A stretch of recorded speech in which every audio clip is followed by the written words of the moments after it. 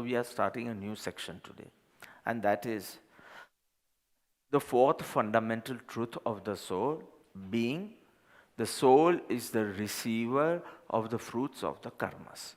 Now, I don't need to say actions and all, you understand what is karmas. So, fruits of karmas, soul is the receiver. So, by deeply reflecting on the solutions given by the Guru to the Shishya regarding the doership of the soul, all the doubts which were pricking like thorns, all are removed by the compassionate Gurudev.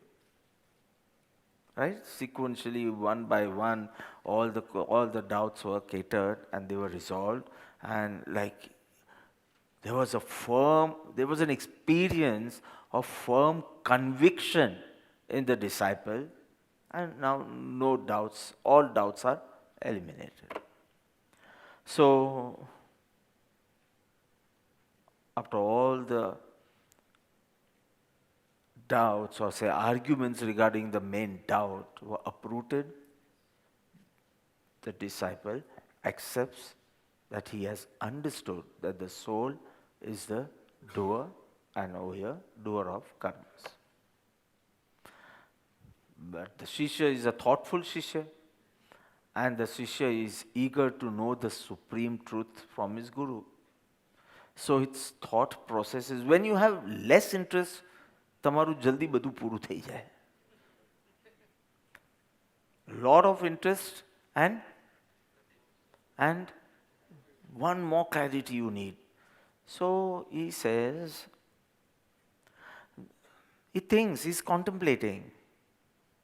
If karmas are exhausted, the karmas which are bound to the soul, if they exhausted before giving fruits, meaning the karmas are not giving any fruits, the karmas were bound and it just separates at a particular time.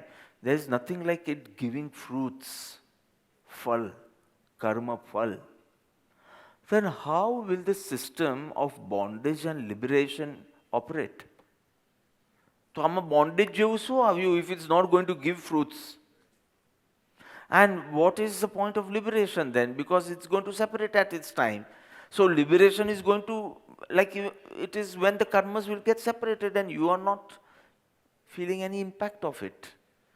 So he feels that એવું તો બને નહીં, karma has to give fruits. Then only you can say you are in bondage right now and you have to put the right efforts for liberation. You understand?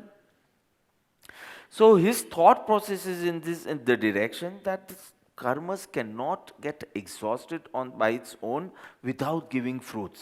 It should give fruits, then only the system, the concept of bondage and liberation can be understood. But yet he is not logically convinced regarding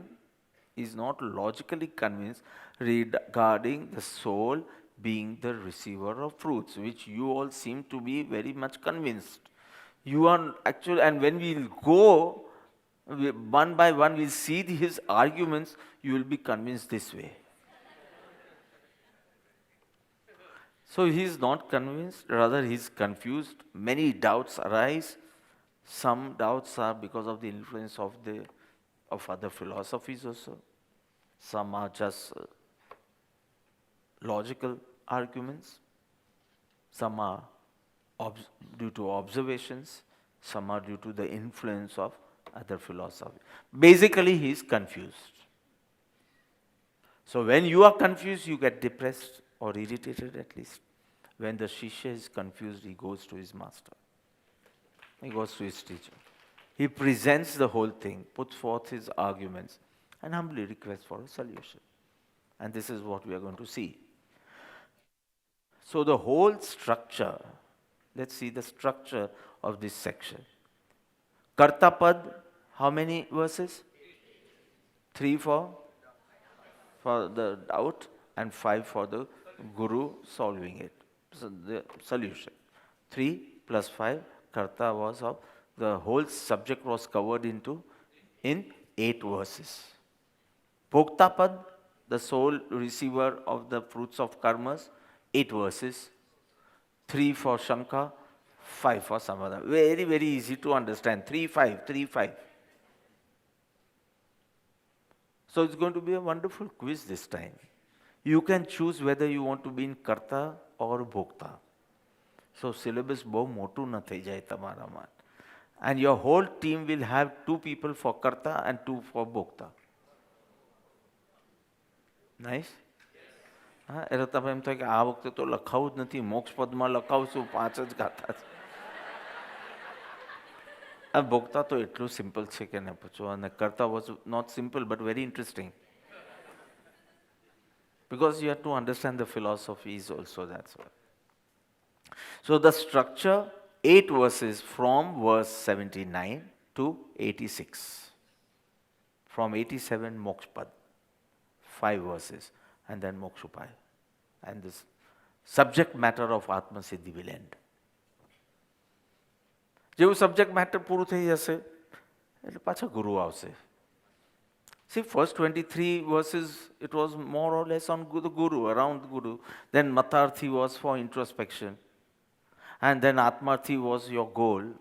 But an Atmarthi needed to mold his thinking, process of thinking. So the subject was Chapad. And so the 6 fundamentals, right? So 3 plus 5. So in the first 3 verses of this section, 79, 80 and 81, disciple puts forth presents his arguments. And thereafter, in 5 verses, the Guru will do the Samadhan. So there are 2 arguments here. Like how there were 5 arguments in the doership. Here it is only 2 arguments. So one argument is in 79 and the second argument is in 80-81. 2. 79. આ બધું લખવાની જરૂર નથી. If you have the Atma Siddhi, just you can write it there in pencil. So 79 is the first argument, 80-81 is the second argument. And then the Samadhan, 5 verses. First 3 of the Samadhan is the answer to the first argument. Last 2 to the second. Is it confusing or you are understanding the structure? 1, 2, 3, 2, 2, 3, 2. થોડું fun માટે.